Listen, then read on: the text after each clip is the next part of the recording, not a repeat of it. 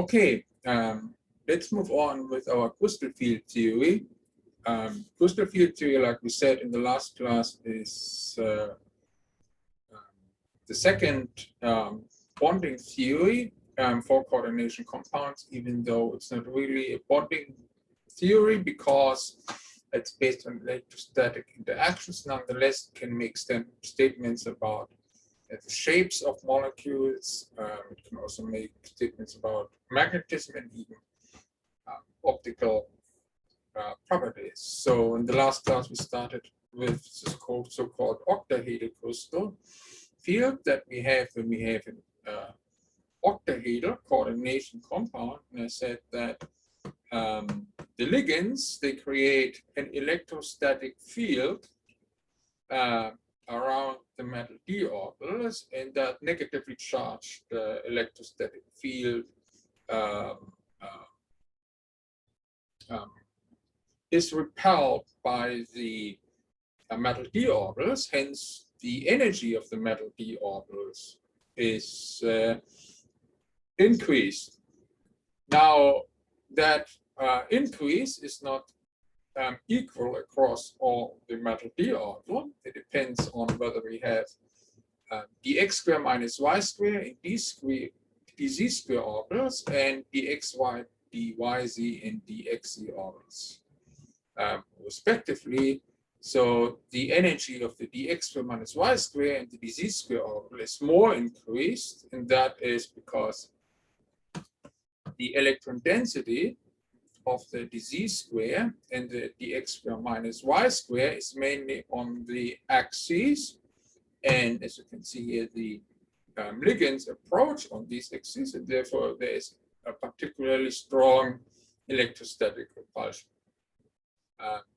On the other hand, the dxy, the dxz, and the dyz orbitals, they have the electron density mostly in between the axes, and therefore the repulsive interaction with the octahedral crystal field is not quite as strong. So these three orbitals have therefore lower energy. So these three have the same energy because these three orbitals here are triply degenerated in the octahedral point group OH, and degeneration from the standpoint of symmetry also means degeneration from the standpoint of energy.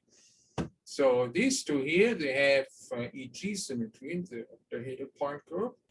Therefore, they are symmetrically degenerated and also energetically degenerate, means that they have the same energies. The energy difference between these T2G orbitals and the EG orbitals is called delta zero, and these three orbitals are increased in energy by 2/5 of delta zero relative to the spherical crystal field, and these two orbitals here are increased by 3/5 delta relative to the spherical crystal field, which is completely isotropic. So that was basically just a summary of what we discussed at the very end of the last class. Now let us go from the octahedral crystal field to the tetrahedral crystal field.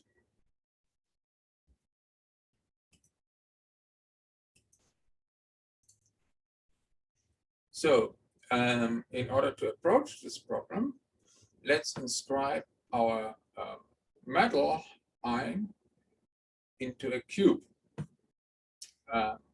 So we can define a tetrahedron around this metal when we occupy each other corner of this metal. So we can place basically the ligands, the 4 ligands, on every other corner of this cube, and then these 4 ligands here surround our metal tetrahedrali. So why do we do this? Because it helps us to understand the position of the ligands relative to the axes, relative to the coordinate system. now we define the coordinate system the following way. We say that the x coordinate passes through the center of this face here. The z coordinate faces to the center of that face here, and the y coordinate goes to the center of that face here. Now that makes clear that in the tetrahedral crystal field, our ligands do not approach on the axes, they actually approach in between the axes, and this has now important consequences. And the first consequence is that the orbitals, the metal d orbitals that have electron density primarily on the axes, are now relatively weakly repelled by the crystal field produced by the ligands. So relative to the spherical crystal field, these two orbitals now have lower energy. So now on the other hand, now again, the dz square and the dx square minus y square orbitals are degenerate in energy, meaning they have the same energy, which can be explained by their double degeneration in symmetry. So when we have a tetrahedral complex, we are on the point group TD, and the dx square minus y square orbital and the dz square orbital both have E symmetry in that point group TD. So symmetrically degenerate, that means that they're also energetically degenerate. Okay, so this explains why, despite their very different form, they interact in the same way with the ligands. Okay, so now on the other hand, we have the dxy, the dxz, and the dyz. Now we see again, their electron density is in between the axes. Now for ligands, they approach in between the axes, and therefore there is now stronger interaction, repulsive interaction between these orbitals and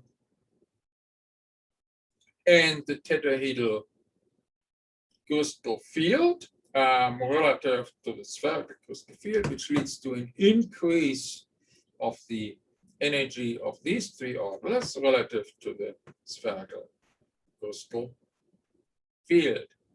Now you see that these three orbitals are having the same energy. We can explain this when we're looking at the symmetry of these orbitals in the point group TD. If you look that up in the character table, we find that they are triply degenerate and have the symmetry type T2. And again, the symmetric degeneracy also means implies the energetic degeneracy.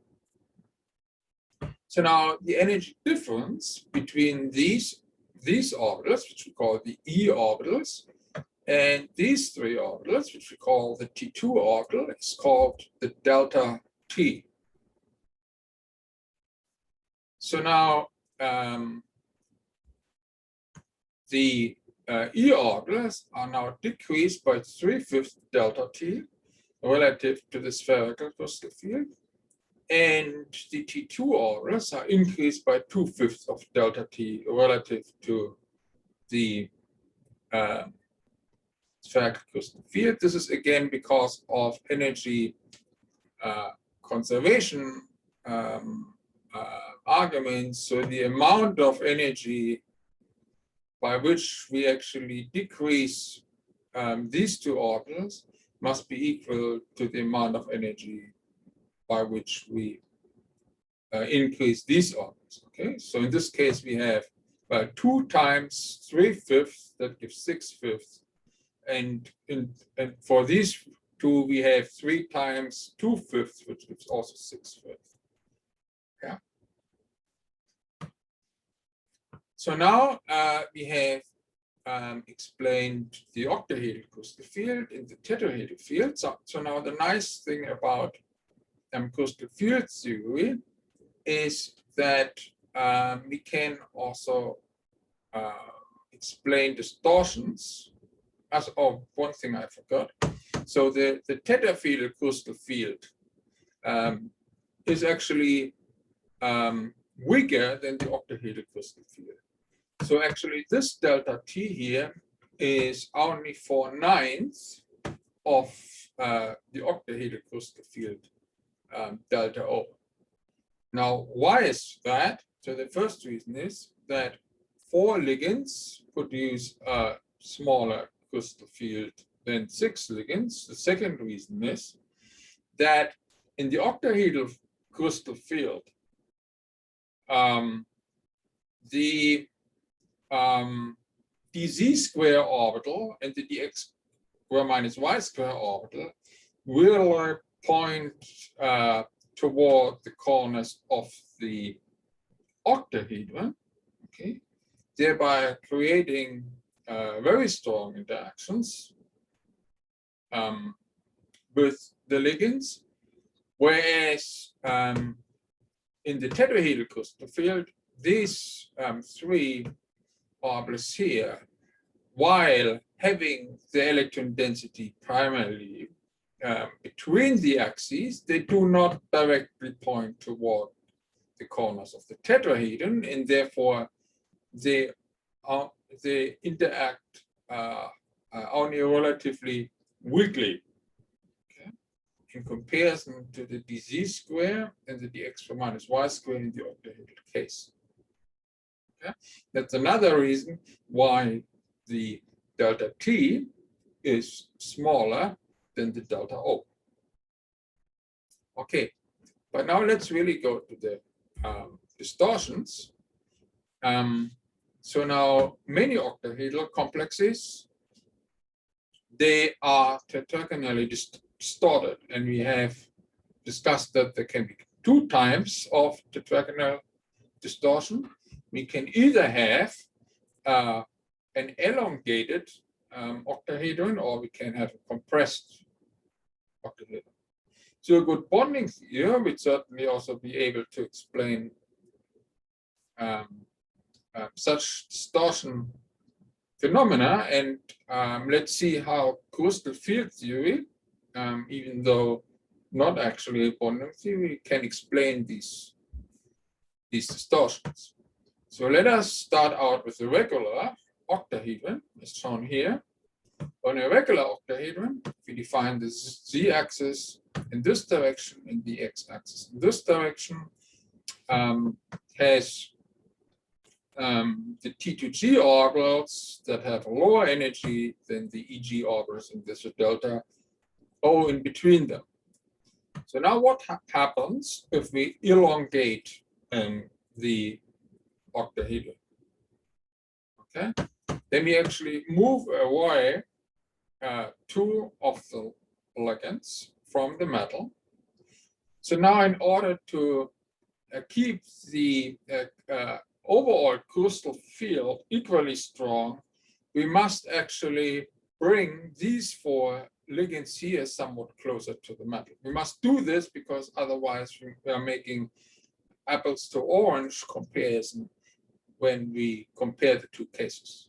Okay, so we slightly elongate in this direction, but at the same time we also slightly compress in that direction, so that the overall crystal field strength is constant. So now let us think about what will happen to the T2G orbitals and the EG orbitals as we distort. Okay, so now we define this direction, the z direction, so that means that we distort in the z direction. Okay, so now when we look, for instance, at the dz square orbital, what would you expect for the energy of the dz square orbital? Would it increase or would it decrease?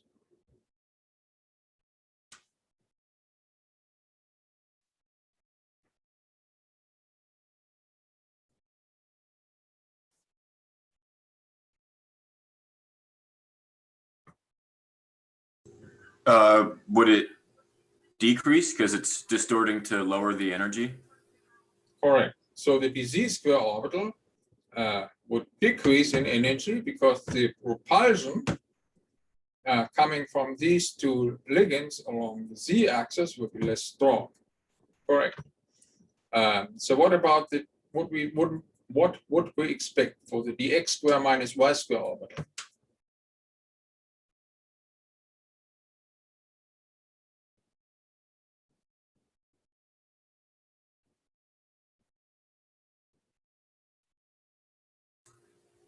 That one might, it looks like that one actually becomes a little bit shorter, so the energy might go up a little bit. Correct. So we said that actually we must compress here a little bit in the xy plane in order to make the crystal field constant. That means that the energy of the dx square minus y square orbital should go up. Correct. So you see this here. So the z square orbital goes down in energy, and here the dx square minus y square orbital goes up in energy. So now what about the dxy, the dyz, and the dxz? So now the dxz is in the xy plane, and it be compressed within the xy plane. So that means that the dxy actually goes up in energy. So the dxz and the dyz, because they have the z component here, overall they somewhat go down in energy, but not much so. Okay. That means that the dxy here goes up, and the dxz and the dyz goes somewhat down.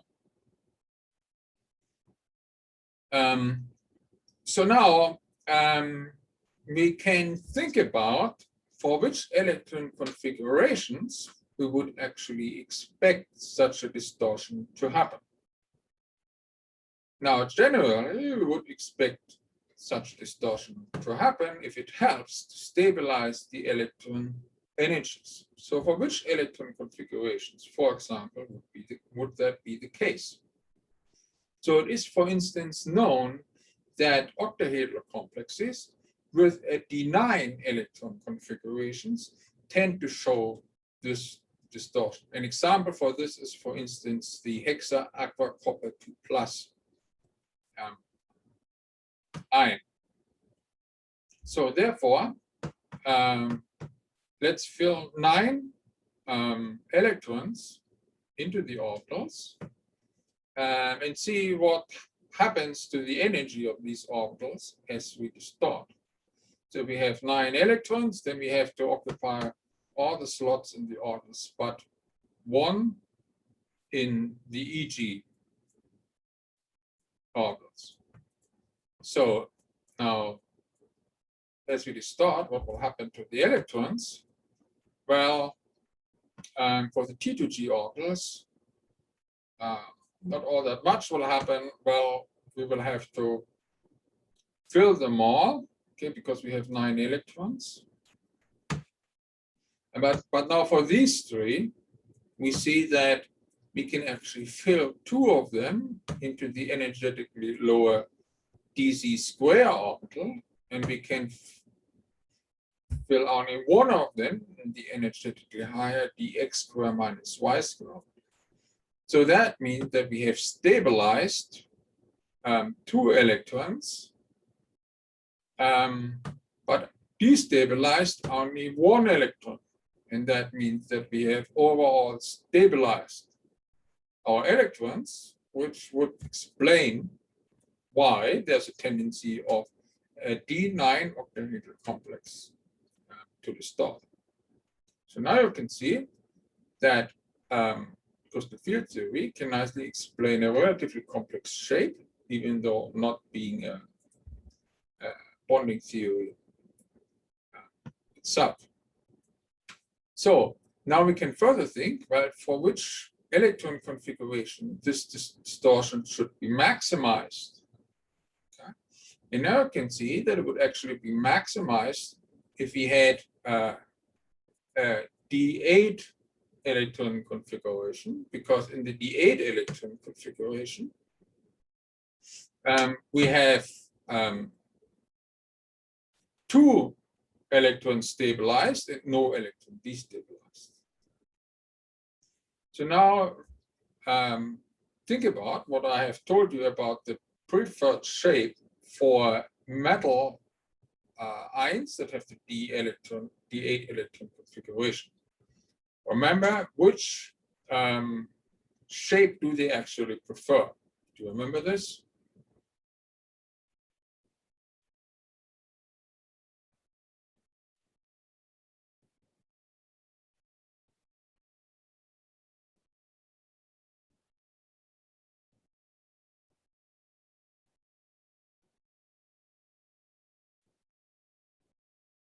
You don't remember this?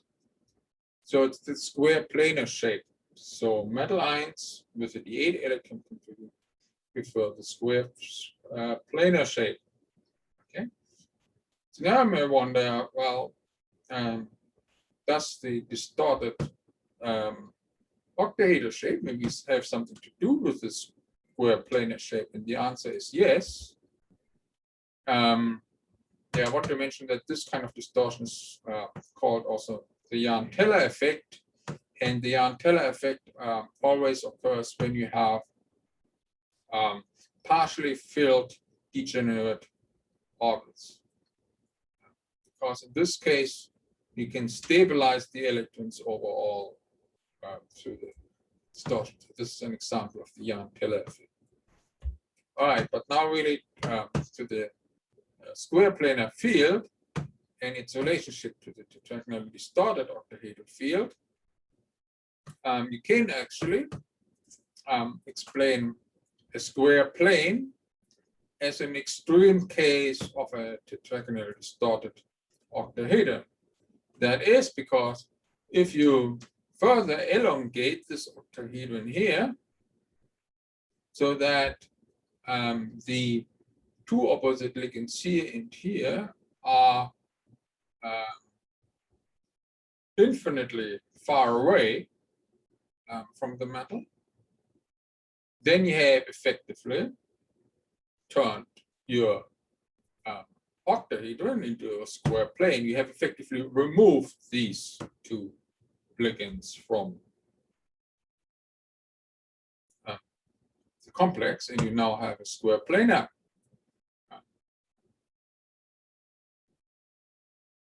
complex. So in a square planar complex, what would be the energy of the orbitals?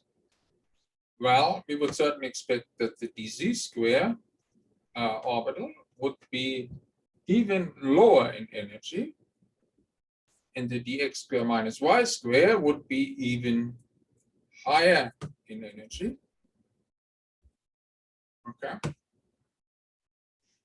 And the dxy should also be now higher in energy. It's actually now so high, so that becomes higher than the energy of the dz square orbital. Okay. And the energy of the dyz and the xyz goes further down. Okay. So now we also understand why D8 metal ions tend to make square planar complexes. So the stabilization energy coming from the tetragonal distortion becomes actually so great, so that the complex actually loses its ligand, and not an octahedral complex is stable anymore, but a square planar complex. Okay, so where would be the electrons? Well, if you had 8 electrons, we would have these 2 orbitals being filled, the dyz and the dxz, the dz square and the dx the dxy. All right. So now another interesting feature of crystal field theory is that it can explain magnetism. In particular, it can explain so-called high spin and low spin complexes. So there are octahedral complexes in which the number of unpaired electrons is being maximized, and they're called the high spin complexes. And there are others in which the number of unpaired electrons is minimized, and they're called the low spin complexes. So how can crystal field theory explain this? And it can explain it by the fact that different ligands produce differently strong crystal fields, and that if the crystal field is strong enough, then the spin pairing energy that usually keeps the spins parallel can be overcome, and the spins are being paired, and we're getting a low spin complex. So how does that work for the different electron configurations? For instance,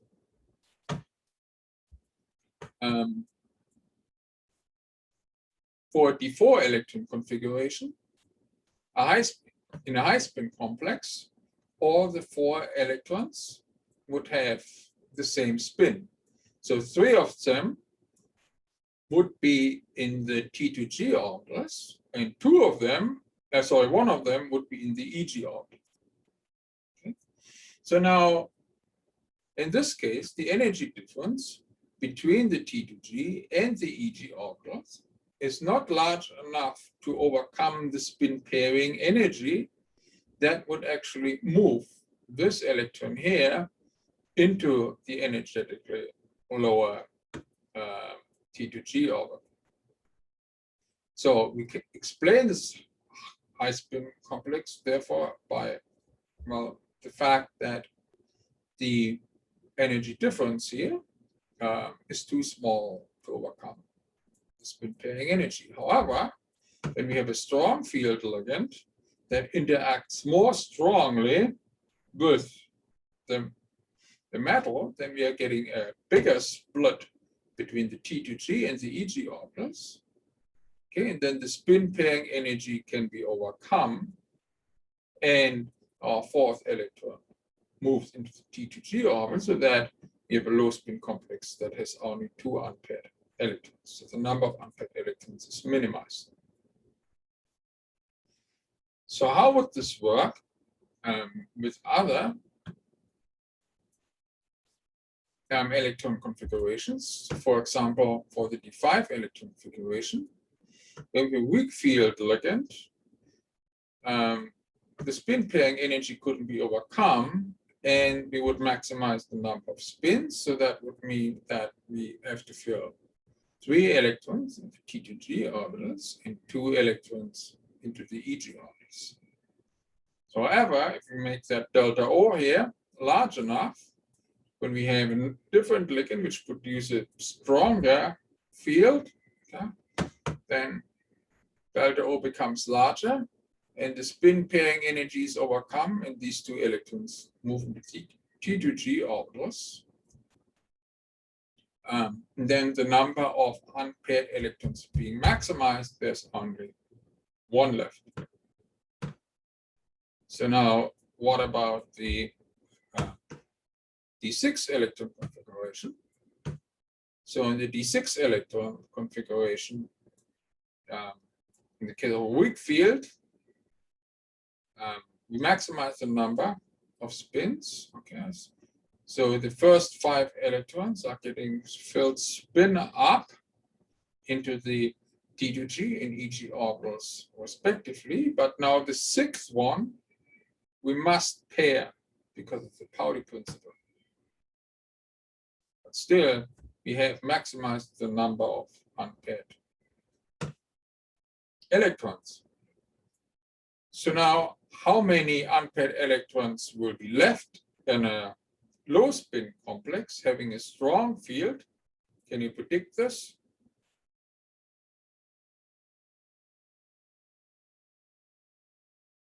For the D6 electron configuration?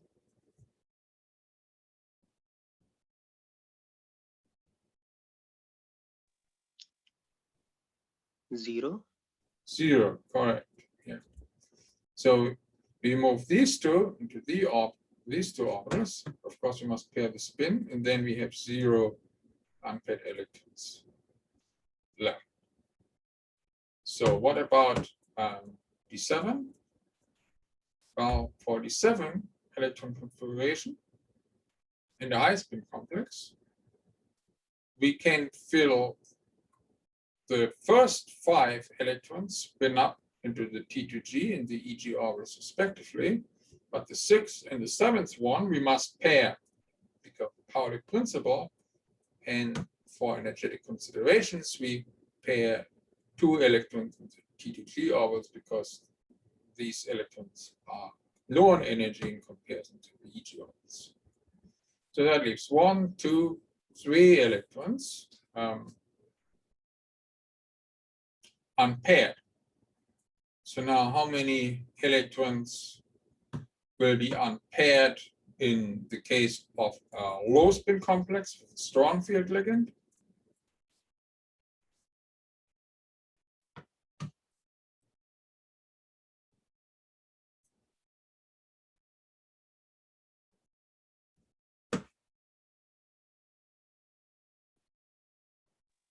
One. 1, correct? Okay.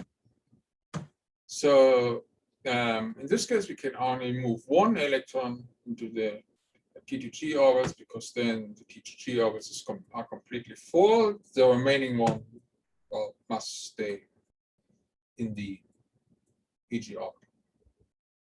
Now with this picture, we can also explain why we can observe high and low spin complexes only for the D4, D5, D6, and D7 electron configuration, but not for D1, D2, D3, and also not for D8, D9, and D10.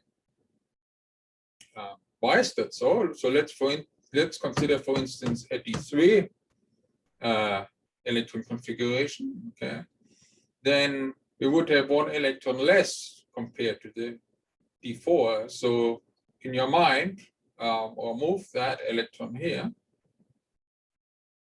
So then in the high spin version, well, we would maximize the number of spins and would fill the 3 electrons into the T2G orbitals. Okay. But because there's no electron in the EG orbital, an increase of the delta O, of course, wouldn't have an effect. Okay, because we just couldn't move any electron from the EG to the T2G, no matter how strong the field is. And the same is, of course, true for the D2 and the D1 electron configuration. So now what about D8, D9, and D10?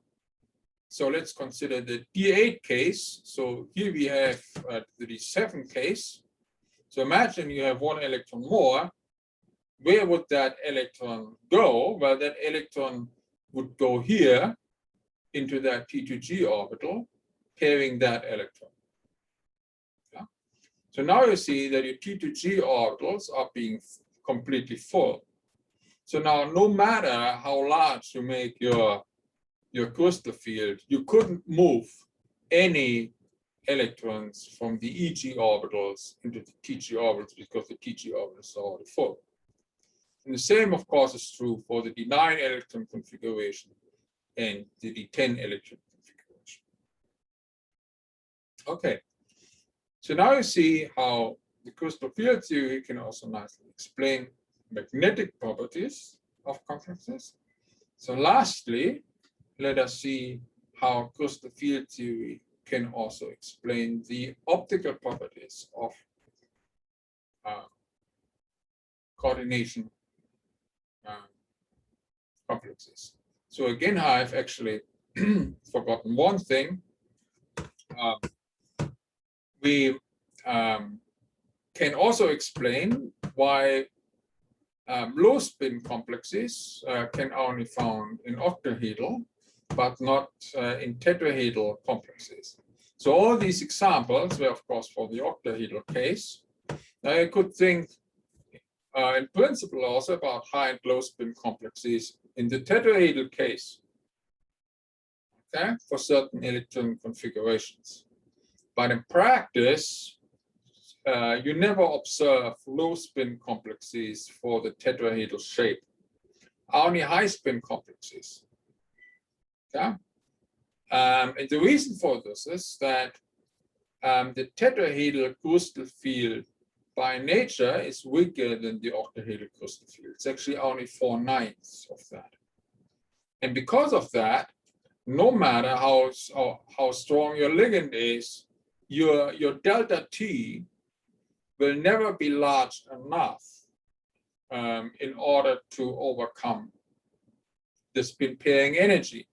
And for that reason, your tetrahedral complexes are always high spin complexes and are never low spin complexes, no matter what your ligand is. Okay? So you can see from this how crystal field theory can also explain that phenomenon, the non-existence of low spin complexes in the tetrahedral case. All right, but now let's really go to the optical properties.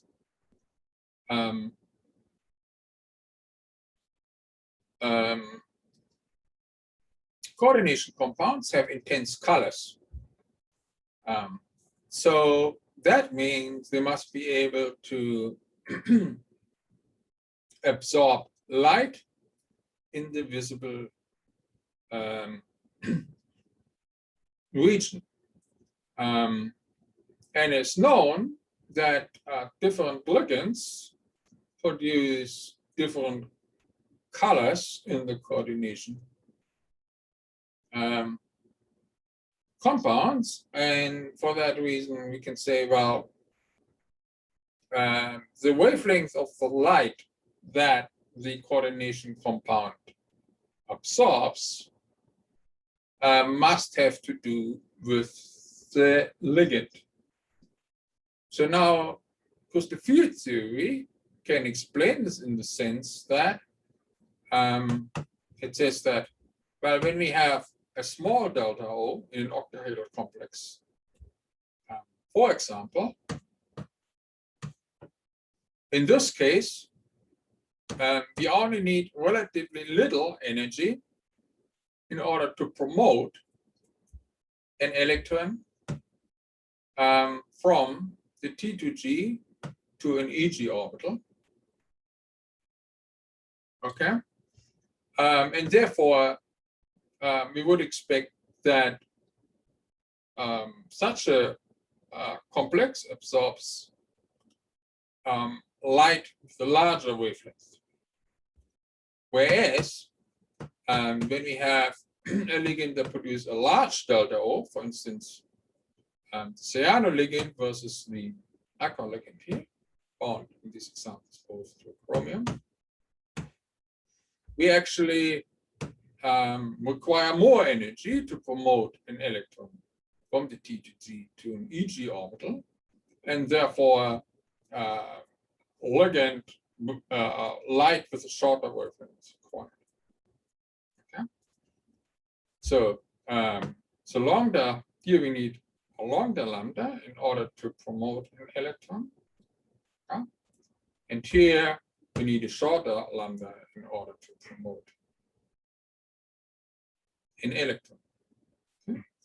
And now just the nature of the ligands would basically determine this delta, and therefore the lambda that will be absorbed.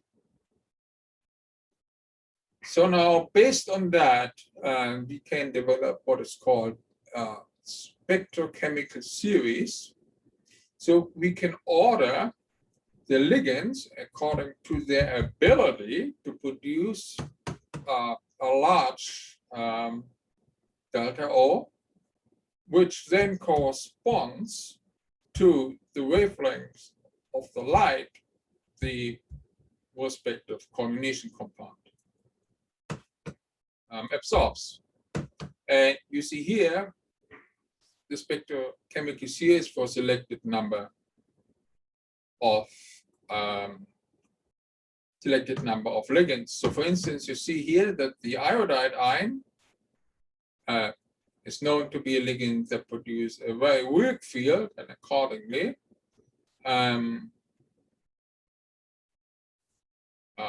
iodo ligands tend to produce coordination compounds that absorb light of a longer wavelength. Whereas here, on the other hand, we have, when we look at ligands like CO or Cn minus, then these ligands produce a strong field, and as a consequence, these complexes made with these ligands tend to absorb light of shorter, so smaller delta and longer lambda, and larger delta and smaller lambda. So now a follow-up question would of course be what causes these differences. Okay, so why, for instance, would an iodo ligand produce a weak field, and why, for instance, would produce a cyano ligand a strong field? Now, unfortunately, crystal field theory cannot answer this question. In order to answer this question, we must now go to the third bonding theory, which is the ligand field theory. And I see that we have still 5 minutes time, so we can maybe say a few things about ligand field theory at the ending of this class. So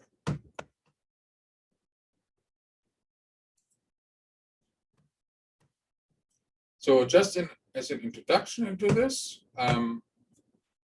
ligand field theory is basically molecular orbital theory applied to coordination compounds. So similar rules that we've applied for the construction of